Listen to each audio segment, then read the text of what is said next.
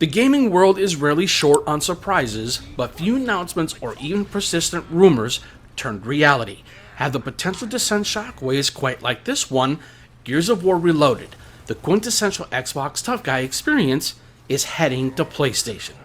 For many, this isn't just a port, it's a tectonic shift, a betrayal of sacred cows, and perhaps the harbinger of a future where console exclusivity, as we know it simply dies. For nearly 2 decades, Gears of War has been the beating heart of Xbox's identity. From the moment Marcus Phoenix first chainsawed a locust in half on the Xbox 360, the franchise defined a generation of console gaming. Gritty, testosterone-fueled, graphically impressive, and unmistakably Xbox. It was a system seller, a benchmark for third-person shooters, and a core pillar in the console war against PlayStation. The very idea of Marcus Phoenix, the embodiment of Xbox's brute force aesthetic, standing shoulder to shoulder with Kratos or Spider-Man on a PlayStation console, was once unthinkable, bordering on sacrilege. So why would Microsoft, guardians of the Xbox legacy, allow their beloved brute jump ship? And more importantly, what exactly is being killed here? The move isn't born of weakness, but of Microsoft's evolving and increasingly audacious strategy. For years now, Xbox has been openly pivoting away from the traditional hardware-centric console war. Their focus has shifted to a broader ecosystem, Game Pass, cloud gaming, and reaching players wherever they are, on whatever device they choose. Simply put, there are hundreds of millions of PlayStation consoles out there.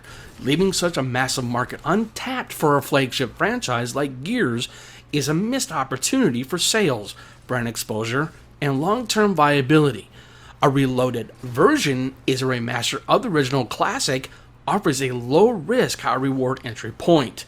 While the games will be sold directly on PlayStation, the wider exposure for the Gears franchise itself can only benefit Game Pass subscribers who might then be tempted to subscribe for future Xbox exclusive titles or the entire back catalog.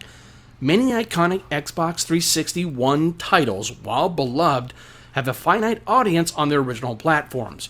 Remasters and remakes offer a chance to remonetize these valuable IPs and introduce them to a whole new generation of players who might have missed them. Phil Spencer and the Xbox leadership have been vocal about their belief that hyper-exclusivity is stifling innovation and limiting player choice.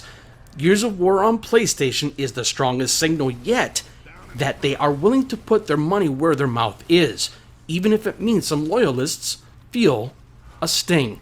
The most immediate casualty of Gears of War going multi-platform is the old console war itself, or at least the rigid, exclusionary walls that defined it for decades.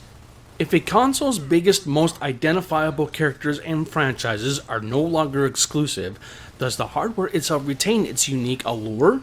The argument for buying this box over that box becomes less about exclusive games and more about price, features, ecosystem, or personal preference. For years, Xbox's identity was tied to titles like Gears, Halo, and Forza. While these franchises remain Xbox native and often launch into Game Pass day one, their presence elsewhere blurs the lines. Xbox is now evolving from a console brand to a gaming service and publisher brand. While there will be initial outrage and a sense of betrayal from some hardcore Xbox fans over time, a more open gaming landscape could erode the intense tribalism that has defined console wars.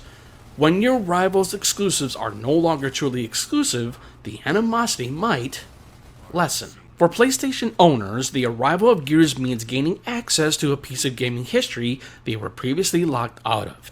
For Xbox owners, it means sharing something they once considered uniquely theirs.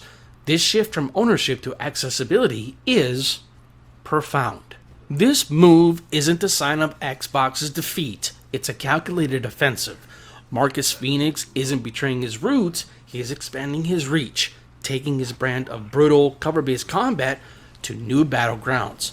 The killing isn't a destructive act against Xbox, but a strategic blow against an outdated model of console competition.